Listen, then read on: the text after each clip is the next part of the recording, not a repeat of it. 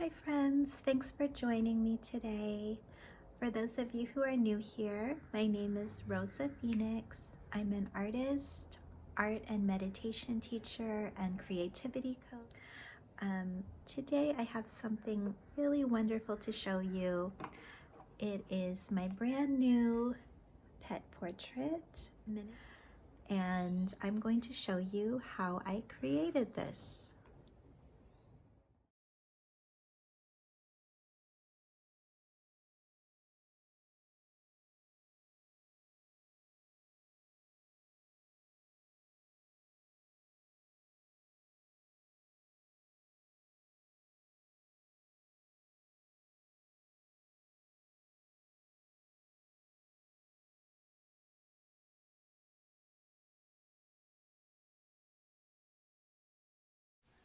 Let's learn about complementary colors. Complementary colors are opposite each other on the color wheel.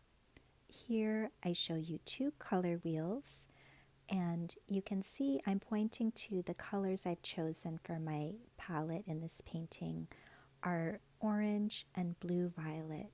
You can see that they are opposite each other or almost opposite each other on the color wheel. They're so close that I'm going to call them complementary colors.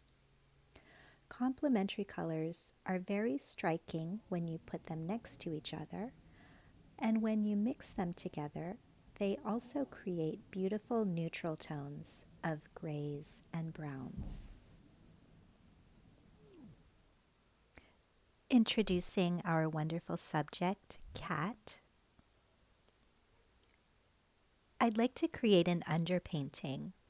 For this underpainting, I'm going to use a black and white photo of cat because the underpainting is going to be based just on the values, the darks and the lights, and not the color of the cat. So I'm going to do a purple underpainting and create a purple background to really create a lot of contrast with the orange cat and create those neutral tones. And I'm using a mixture of Blueberry Mountain, which is a violet color, and Cherry Magenta, which is a magenta color. These are two shades of Beam watercolor paints. And I started out with the background, which I've chosen to simplify in this final pet portrait rather than have the somewhat distracting elements in the background that are in the photograph. I've chosen to not include those. And once the underpainting is dry, I'm going over it with some colors.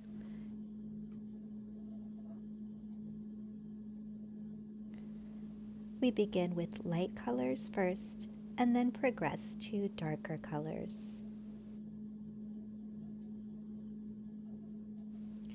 Since watercolor is a transparent medium, we're going to see the underpainting show through the watercolor that I put on top.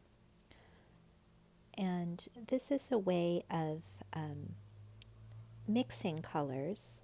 Since those layers are transparent, they're going to optically mix together. And so any complement that I've put in the underpainting is going to help neutralize the color that I put over it. The color that I'm using now is called Morning Peach, and it's a light orange color.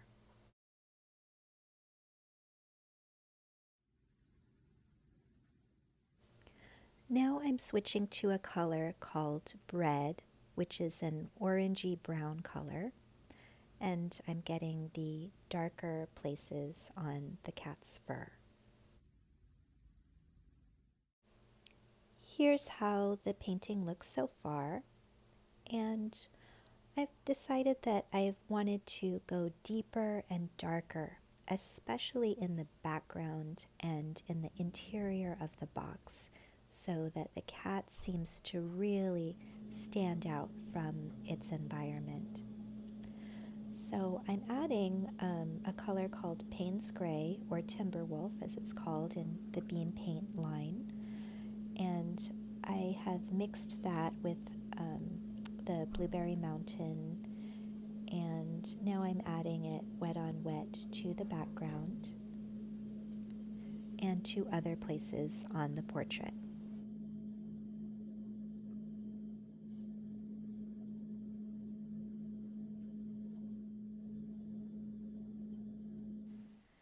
As I paint and see how the painting develops, I am deciding that I want to go even deeper with my background, and so I'm mixing almost night into the purple color for the background.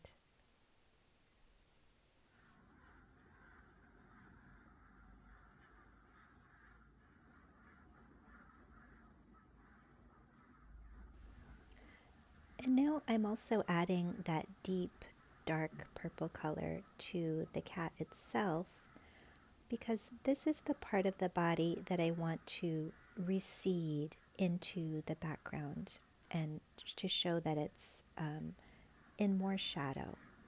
So here I am adding these shadow colors to the cat itself.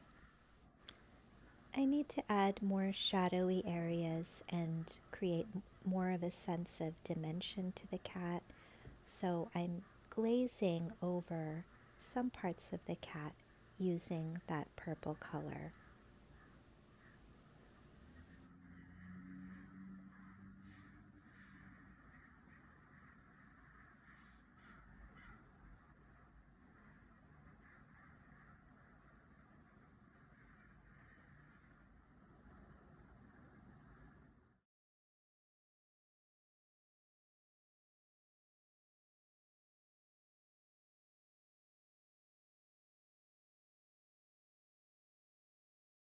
I'm going to darken up some of the spaces on the face,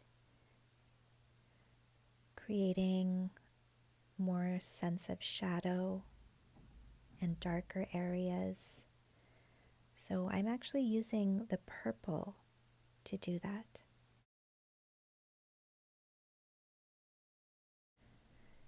And now here's Morning Peach.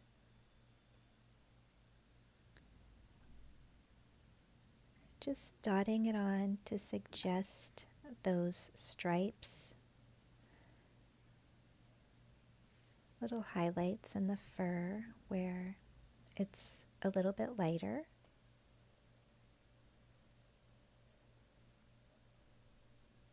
Doesn't need to be precise, just the suggestion and some quick brush strokes is enough.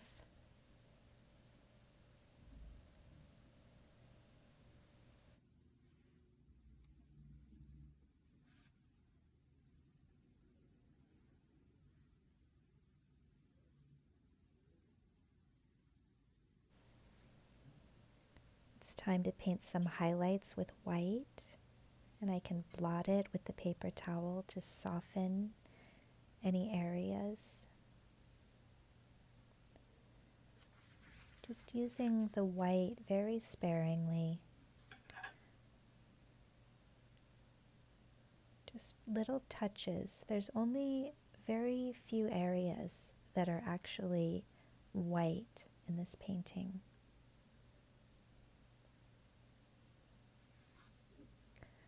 A lot of the whites are tinted with that purple color.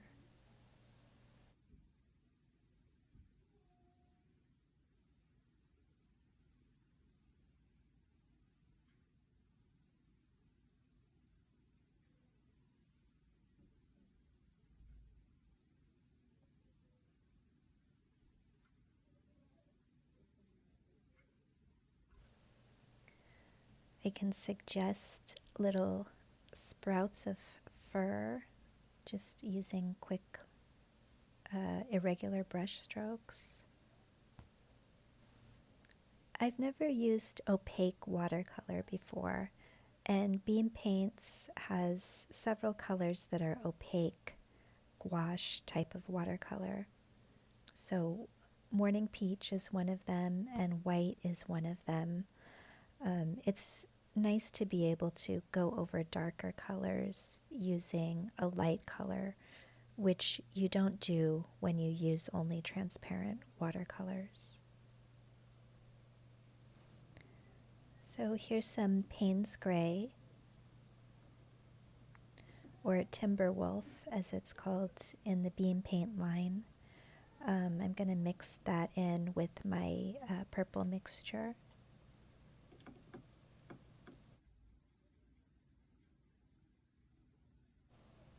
So I've made a dark color that matches the background, and I'm going to glaze over the box portion of this painting and make it all blend in more with the background.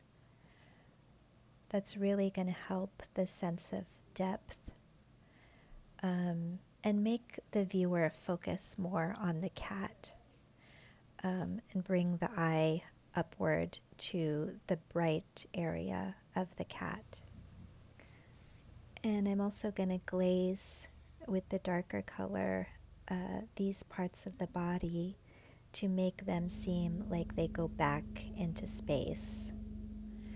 And using the side of my brush, I'm going to roughly tint the fur with this purple color to make it seem like it's more in shadow, and it also helps the cat to sort of blend that side back into the background and make it seem more dimensional.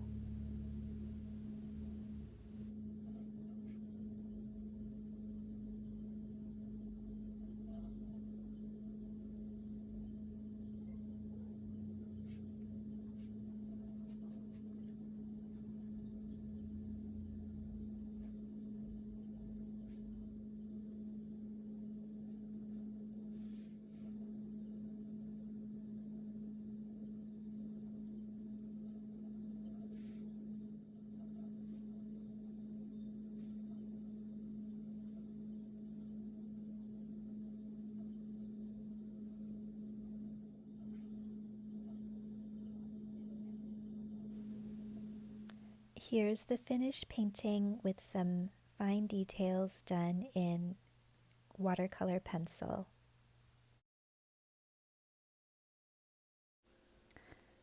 When I was finally satisfied with my painting, I sprayed it with several coats of a UV protective fixative spray. This is the varnish, Spectrafix Natural Glass varnish and medium. And it's made out of casein and beeswax. It's going to protect the painting, give it a durable, hard finish that is totally archival. And look at how it shows the texture of the painting as well. And look at how vivid and deep it makes the colors. It really brings out the depth of color and all the subtleties of color, and it makes the colors darker and deeper. This will dry to a more matte finish though. And here I have it under a plastic lid just to keep dust off of it while it's drying. And here it is with 3 coats of natural glass varnish that have dried. You can see it has a beautiful satiny gloss to it, and the colors are really bright and vivid. And what's wonderful is there's no need for glass covering this watercolor painting. So thank you so much for watching this video, and please like, subscribe, and share if you enjoyed this.